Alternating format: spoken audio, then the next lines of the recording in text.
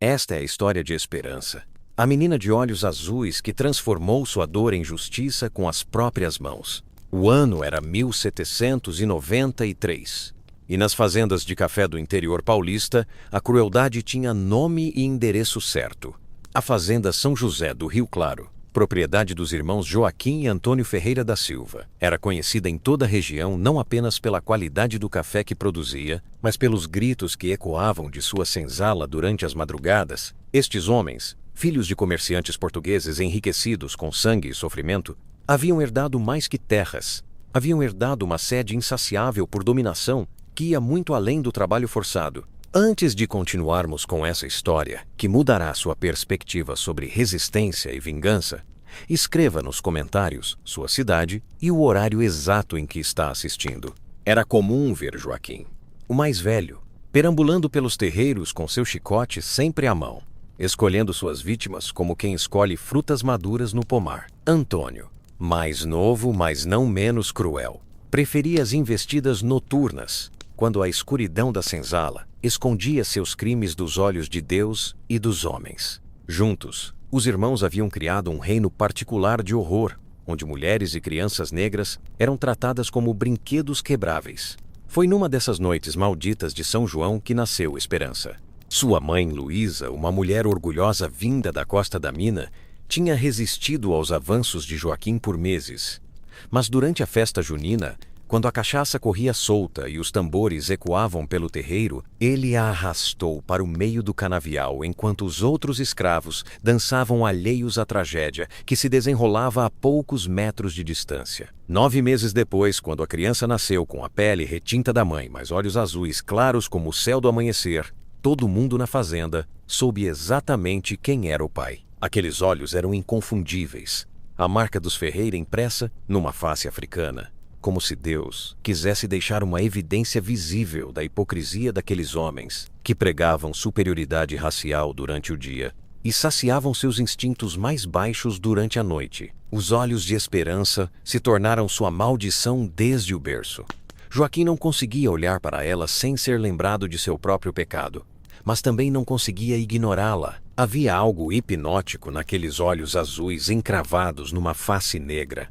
Algo que o perturbava e ao mesmo tempo o atraía de forma doentia. Antônio, por sua vez, via na menina uma oportunidade futura de prazer, contando os anos até que ela crescesse o suficiente para suas brincadeiras. Luísa criou a filha com histórias dos orixás e lendas de guerreiros africanos, sussurrando no ouvido da pequena que um dia ela seria forte o suficiente para quebrar as correntes que a prendiam. Nas noites silenciosas da senzala, ensinava canções em nagô e segredos das plantas que curavam feridas e das que causavam a morte. Era uma educação de resistência disfarçada de carinho materno. Esperança aprendeu a andar em silêncio, a se esconder nas sombras, a ler as expressões dos senhores e prever seus humores. Aos 5 anos, já sabia instintivamente quando se afastar da casa grande, quando baixar os olhos e quando fingir não entender português. Era uma criança esperta demais para sua própria segurança, algo que não passou despercebido aos irmãos Ferreira.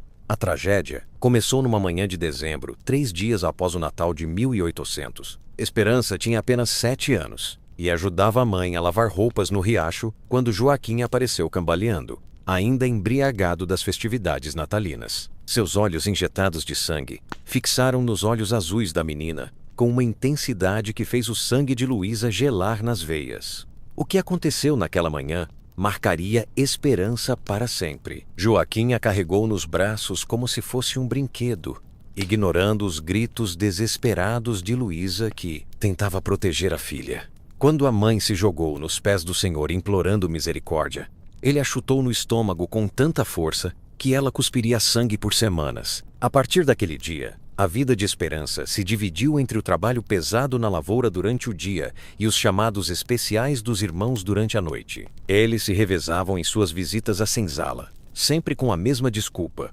Estavam educando a menina, ensinando-a qual era seu lugar no mundo. A cada abuso, Esperança morria um pouco por dentro, mas algo ancestral dentro dela se fortalecia, como se cada dor fosse combustível para um fogo que um dia explodiria. Durante os anos seguintes, Esperança cresceu carregando 2 fardos: a dor dos abusos constantes e a responsabilidade de proteger outras crianças da senzala. Ela havia se tornado uma espécie de irmã mais velha para todas as meninas, ensinando-as a se esconderem, alertando sobre os perigos e dividindo sua comida quando necessário. Era uma liderança natural nascida do sofrimento compartilhado. Em 1805, quando Esperança completou 12 anos, uma figura inesperada chegou à fazenda. Marie-Claire Dubois, uma comerciante francesa que se dizia interessada em comprar café, era na verdade uma abolicionista disfarçada que viajava pelo Brasil documentando os horrores da escravidão. Durante sua estadia de 2 semanas na Casa Grande, ela notou a menina de olhos azuis que trabalhava nos jardins. Havia algo na postura de Esperança que chamou a atenção da francesa. Uma dignidade ferida, mas não quebrada.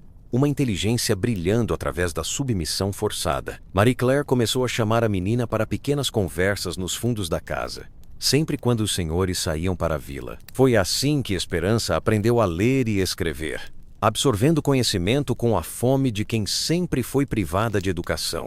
As lições eram rápidas e secretas, usando pedaços de carvão para escrever em tábuas velhas. Marie-Claire trazia livros escondidos em suas bagagens e ensinava não apenas letras, mas conceitos de direitos humanos, igualdade e justiça que fervilhavam na Europa pós-revolucionária. Em poucas semanas, Esperança já conseguia ler trechos da Bíblia e até páginas de um livro sobre a Revolução Francesa. Quando a francesa partiu, deixou escondido no porão da senzala um pequeno baú com livros, papel, tinta e uma carta em português, que Esperança guardaria para sempre. Na carta, Marie-Claire escreveu: "Menina de olhos de céu, sua inteligência é uma arma mais poderosa que qualquer espada. Use-a quando chegar a hora, e chegará."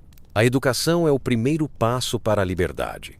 Mas às vezes a liberdade exige coragem para atos que civilizados chamam de bárbaros. Que Deus proteja sua alma e guie sua jornada. Os anos seguintes foram de preparação silenciosa. Esperança continuava sofrendo os abusos dos irmãos Ferreira, mas agora tinha um segredo que a fortalecia.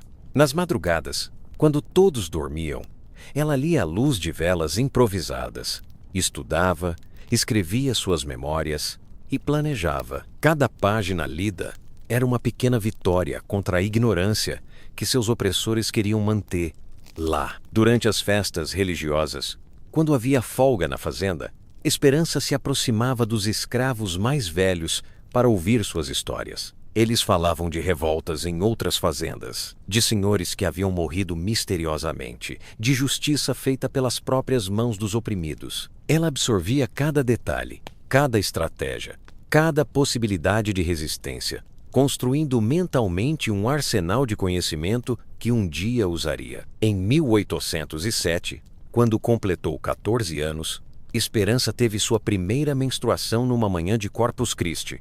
Luísa, que já estava debilitada pelos anos de trabalho pesado e espancamentos, abraçou a filha e sussurrou: "Agora você é mulher, minha filha. E chegou a hora de conhecer os segredos que nossa família guarda há gerações." Naquela noite, Luísa levou Esperança para uma clareira escondida na mata, onde havia um pequeno altar feito de pedras e decorado com ervas, flores e objetos de metal. Era ali que ela fazia oferendas a Yansan, a orixá dos ventos e da guerra, padroeira das mulheres guerreiras que não se curvam diante da injustiça. Luísa ensinou à filha os rituais, as orações e os segredos das plantas que matavam silenciosamente. "Yansan não aceita covardia", disse Luísa, segurando as mãos da filha sobre o altar. "Quando sua hora chegar, ela estará com você. Mas lembre-se, vingança não é pressa, é paciência. O caçador que tem pressa volta para casa sem comida. Observe, aprenda.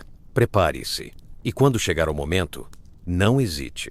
Os ensinamentos de Luísa se misturaram com o conhecimento que Esperança havia absorvido dos livros franceses. Ela aprendeu que havia diferentes formas de resistência: a fuga, a revolta aberta, a sabotagem sutil, o envenenamento gradual. Começou a testar pequenas doses de plantas tóxicas na comida dos irmãos Ferreira, apenas o suficiente para causar mal-estar, observando como seus corpos reagiam às diferentes substâncias. Durante os anos seguintes, Esperança se transformou por dentro, enquanto mantinha a mesma aparência submissa por fora.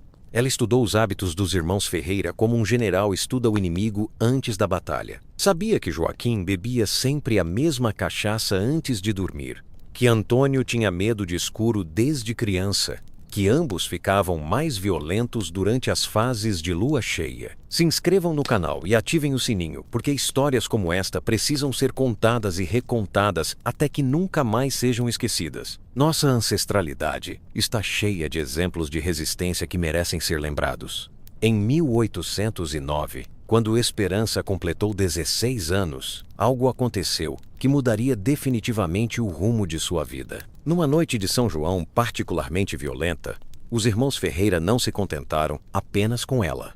Trouxeram também Graça, sua irmã mais nova de apenas 7 anos, a mesma idade que Esperança tinha quando tudo começou. Ver a própria irmã sendo submetida ao mesmo horror quebrou algo definitivo no coração da jovem. Naquela madrugada, enquanto cuidava de Graça, que chorava baixinho para não despertar a ira dos senhores, Esperança tomou sua decisão final. Não seria mais vítima, seria carrasco, mas não seria uma vingança apressada. Seria uma obra de arte da justiça, planejada nos mínimos detalhes e executada com a frieza de quem finalmente encontrou seu propósito na vida. Durante o ano seguinte, Esperança se preparou como uma guerreira se prepara para a batalha decisiva. Estudou cada movimento dos irmãos Ferreira, cada fraqueza, cada rotina. Descobriu que eles sempre voltavam juntos da vila nas noites de sábado, sempre embriagados, sempre ansiosos por suas diversões na senzala. Era a oportunidade perfeita que ela esperava há tanto tempo. Esperança também se aproximou de João Batista, o escravo ferreiro que trabalhava na oficina da fazenda. Era um homem silencioso e forte que havia perdido a família numa revolta fracassada anos antes. Entre eles nasceu uma aliança baseada no sofrimento compartilhado e na sede de justiça. João Batista conhecia os segredos do ferro como Esperança conhecia os das plantas e dos venenos. O ferro que marca nossa pele pode ser o mesmo que marca a deles, disse João Batista numa tarde, enquanto forjava uma nova ferramenta. Esperança entendeu perfeitamente. O ferro de marcar gado que os irmãos Ferreira usavam para marcar os escravos como propriedade se tornaria o instrumento de sua própria condenação. Era uma justiça poética que faria os deuses africanos sorrirem. A oportunidade perfeita chegou numa noite de outubro de 1810, durante a festa da padroeira. Os irmãos Ferreira haviam ido à vila para participar dos festejos e das negociações de compra de novos escravos. Esperança sabia que voltariam tarde, bêbados e ansiosos para celebrar seus novos investimentos humanos com ela. Era a noite que havia planejado meticulosamente durante meses. Durante o dia, enquanto os outros escravos trabalhavam normalmente sem saber do que se aproximava, Esperança se preparou como uma sacerdotisa se prepara para um ritual sagrado. Fez oferendas a Iansã na clareira secreta, pedindo força para executar a justiça que os tribunais dos homens brancos jamais fariam. Tomou banho no riacho com ervas purificadoras que Luísa havia ensinado. João Batista preparou o ferro de marcar, aquecendo-o na forja até ficar incandescente. Era o mesmo ferro maldito que havia queimado a pele de centenas de escravos ao longo dos anos, marcando-os como gado da propriedade ferreira. Agora, aquele pedaço de metal em brasa seria usado para uma justiça que ecoaria por gerações. A ferramenta da opressão se tornaria o instrumento da libertação. Quando a noite caiu completamente, Esperança tomou sua posição na senzala. Deitou-se em sua esteira como em todas as outras noites. Mas dessa vez, seus olhos azuis brilhavam na escuridão com uma intensidade sobrenatural. Do lado de fora, João Batista esperava escondido entre as árvores, com o ferro ainda aquecido numa pequena forja portátil que havia preparado especialmente para aquela noite. Os irmãos Ferreira chegaram por volta da meia-noite, cambaleando e rindo alto como sempre faziam quando voltavam embriagados da vila. Suas vozes ecoavam pelo terreiro enquanto discutiam qual das escravas visitariam primeiro. Como era previsível, escolheram Esperança. Era sempre ela, a menina de olhos azuis que havia crescido e se tornado uma mulher bonita, apesar de todos os sofrimentos. Joaquim entrou primeiro na senzala, carregando uma lamparina que projetava sombras dançantes nas paredes de barro. Seu hálito fedia a cachaça e cigarro, sua camisa estava suada da cavalgada. Ele se aproximou da esteira onde Esperança fingia dormir. com o mesmo sorriso cruel e predatório que ela conhecia desde os 7 anos de idade. "Acorda, filhinha dos olhos bonitos", murmurou Joaquim, tocando o rosto da jovem com suas mãos ásperas e sujas. "Papai chegou e quer brincar com sua bonequinha preferida." Esperança abriu os olhos lentamente, mas dessa vez não havia medo no seu olhar. Havia algo que Joaquim nunca havia visto antes: uma frieza mortal, uma calma que antecede tempestades devastadoras. Ela se levantou devagar, aparentemente obediente como sempre, mas algo na sua postura fez o homem recuar instintivamente. "Vem cá, não tenho a noite toda", disse Joaquim, tentando recuperar sua autoridade habitual. Mas sua voz saiu menos firme do que pretendia. Havia algo diferente no ar naquela noite. Uma tensão que ele não conseguia identificar, mas que fazia seus instintos primitivos gritarem perigo. Esperança caminhou em direção a ele com passos medidos, como se estivesse executando uma dança ritual que havia ensaiado 1000 vezes na mente. Quando chegou bem perto, sussurrou no ouvido do homem com uma voz que ele jamais havia ouvido dela: "O senhor tem razão. Não tem mesmo a noite toda. Na verdade, não tem nem mais 5 minutos." Antes que Joaquim pudesse processar completamente o que havia escutado, João Batista emergiu das sombras como um fantasma vingador. O ferro incandescente brilhava em suas mãos como uma estrela caída do inferno, projetando luz avermelhada nas paredes da senzala. Joaquim tentou gritar, mas Esperança tampou sua boca com uma força que ele jamais imaginou que ela possuísse. "Isso é pelos meus 7 anos de infância roubados", sussurrou Esperança, enquanto João Batista aplicava o ferro no rosto de Joaquim, exatamente onde ficaria a marca que ele tanto gostava de fazer nos escravos. O chiado da carne queimando se misturou com o grito abafado do homem, criando uma sinfonia macabra que despertou todos na senzala. Mas os outros escravos não se moveram para ajudar o senhor. Pelo contrário, eles se aproximaram lentamente, formando um círculo silencioso ao redor da cena. Todos sabiam que era a hora da justiça, o momento que haviam sonhado, mas nunca ousaram imaginar que realmente chegaria. Era como se a própria história estivesse sendo reescrita naquele momento. "Isso é pela minha irmã de 7 anos", continuou Esperança, indicando onde João Batista deveria aplicar a próxima marca. "E isso é por todas as outras crianças que o Senhor destruiu ao longo dos anos." A cada palavra, uma nova aplicação do ferro, uma nova marca de justiça gravada na carne do opressor. Joaquim tentava se debater, mas estava fraco demais da bebedeira e do choque. Seus olhos arregalados refletiam pela primeira vez na vida o mesmo terror que ele havia causado em tantas outras pessoas. Era uma ironia cruel e perfeitamente poética. O homem que havia passado décadas fazendo outros sentirem medo finalmente conhecia o gosto amargo de sua própria medicina. Antônio, que esperava do lado de fora fumando seu cigarro habitual, começou a desconfiar da demora incomum do irmão. Jogou o cigarro no chão e entrou na senzala gritando impaciente: "Joaquim, termina logo com essa negra que eu também quero."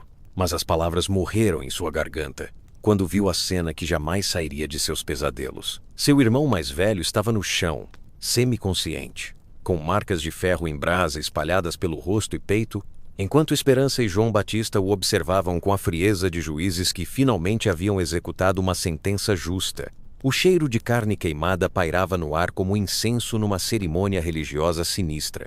"Sua vez chegou, Antônio", disse Esperança, virando-se para ele com os olhos azuis brilhando como chamas frias na escuridão da senzala. "Você realmente achou que eu ia esquecer de você?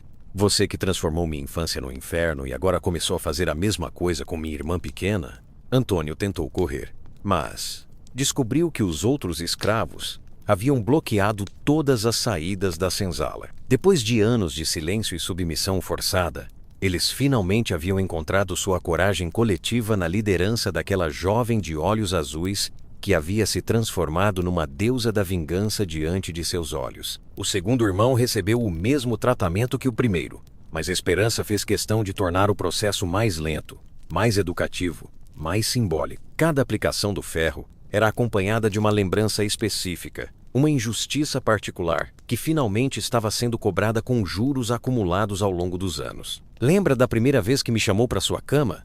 perguntava Esperança, enquanto João Batista reaquecia o ferro na forja portátil. "Lembra quando disse que meninas negras nasceram para servir homens brancos de todas as formas possíveis?"